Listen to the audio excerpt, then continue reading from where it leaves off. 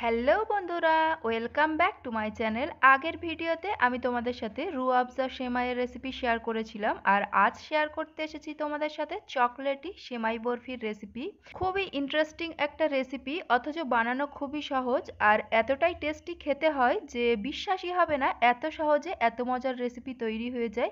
আর দেখতে তো এতটাই সুন্দর হয়েছে, তোমরা নিজেরাই বুঝতে পারছো, আমাকে আলাদা করে আর বলার কোনো প্রয়োজন নেই। গেস্টদেরকে সার্ভ করলে কিন্তু সহজেই তাক লাগিয়ে দেওয়া যাবে।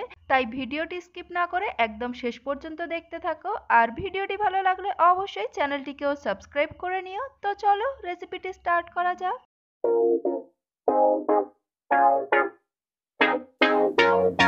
প্রথমেই সেমাইটাকে একটু ফ্রাই করে নেব। তার জন্য প্যানের মধ্যে বাটার দিয়ে দিলাম 20 গ্রাম বা প্রায় 2 টেবিল চামচ মতো। এখানে আমি সেমাই নিয়ে নিয়েছি, এরকম সরু সেমাইটা আমি ব্যবহার করছি। আর সেমাইটাকে হাত দিয়ে যতটা সম্ভব একদম গুঁড়ো মতো করে ছোট ছোট কুচি করে দেওয়ার চেষ্টা করছি। তবে তোমরা চাইলে কিন্তু মিক্সিতেও এটাকে একটু গুঁড়ো করে নিতে পারো। আমি হাত দিয়েই এটাকে এইভাবে গুঁড়ো করে নিলাম।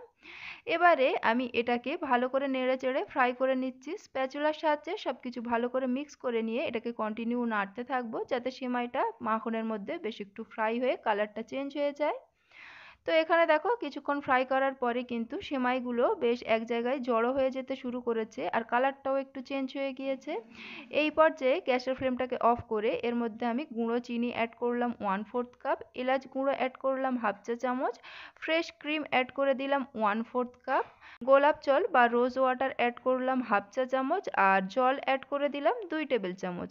এবারে গ্যাসের ফ্লেমটাকে অন করে দিলাম আর স্প্যাচুলার সাহায্যে সবকিছু ভালো করে নেড়ে মিক্স করে নিচ্ছি। আর এটাকে রান্না করে নেব যতক্ষণ না সবকিছু বেশ ভালো মতো মিক্স হয়ে একটা মন্ড মতো তৈরি হয়ে যায়।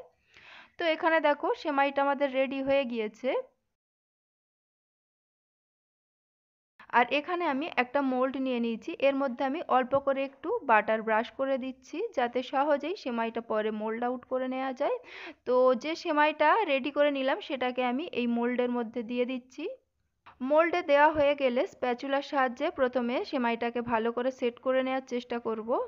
আর এরপরে হাত দিয়েও একটু ভালো করে প্রেস করে দেব যাতে সমস্ত সেমাইটা বেশ ভালো মতো সেট হয়ে যায়। দেখো হাত দিয়ে আমি প্রেস করে করে দিচ্ছি এইভাবে যাতে বেশ ভালো মতো সেমাইটা সেট হয়ে যায়। এবারে এটাকে আমি ফ্রিজের মধ্যে সেট হতে রেখে দেবো 1 ঘন্টার জন্য। আর ততক্ষণে আমি চকলেট গানাশটা রেডি করে নেব। তার জন্য একটা বাটির মধ্যে চকলেট নিয়ে নিয়েছি 50 গ্রাম আর ফ্রেশ ক্রিম নিয়ে নিয়েছি 2 টেবিল চামচ। মাইক্রোওভেনে এটাকে 1 মিনিটের জন্য দিয়েছিলাম। তারপরে এটাকে একটা স্পুনের সাহায্যে নেড়ে মিক্স করে নিলেই কিন্তু চকলেট গানাশটা রেডি হয়ে যাবে। তবে তোমাদের কাছে ওভেন অ্যাভেলেবেল না থাকলে ডবল বয়েলিং মেথডেও কিন্তু এই চকলেট গানাশটাকে রেডি করে নিতে পারবে। তো চকলেট গানাশ রেডি হয়ে গেলে এটাকে আমি পাইপিং ব্যাগে ভরে নিয়েছি। আর এখানে দেখো সেমাইটা ফ্রিজে 1 ঘন্টা রাখার ফলে বেশ ভালো মতো সেট হয়ে গিয়েছে। তো এবারে আমি এটাকে ভালোভাবে সাবধানে মোল্ড আউট করে নেব।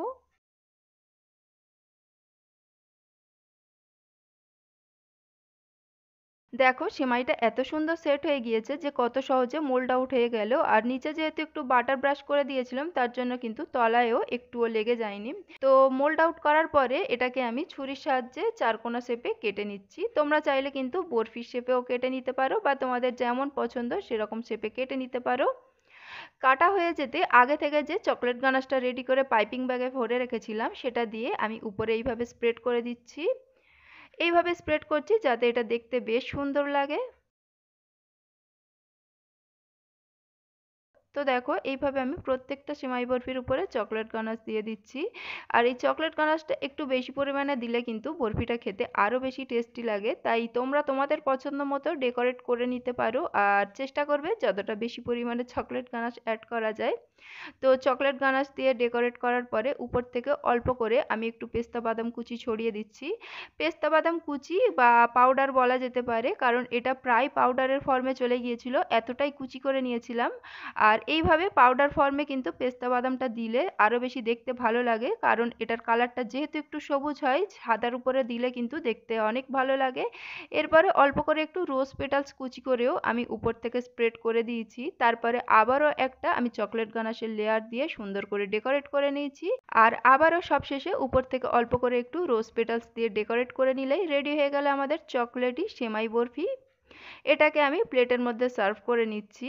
আর দেখতে কতটা সুন্দর হয়েছে তোমরা দেখতেই পাচ্ছ। তো আমি বাড়িতে না বলা পর্যন্ত কেউ বুঝতেই পারেনি এটা বাড়িতে রেডি করা হয়েছে। সকলে ভেবেছিল এটা দোকান থেকে কিনে আনা হয়েছে। তো তোমরা অবশ্যই বাড়িতে ট্রাই করো, খেতে কিন্তু অনবদ্য হয়।